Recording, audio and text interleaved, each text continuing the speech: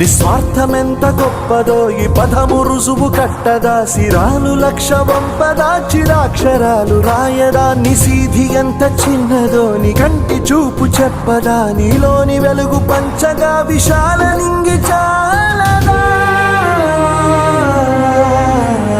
మనుష్యులందు నీ కథ మహర్షిలాగా సాగదా, మనుష్యులందు నీ కథ మహర్షిలాగా సాగదా.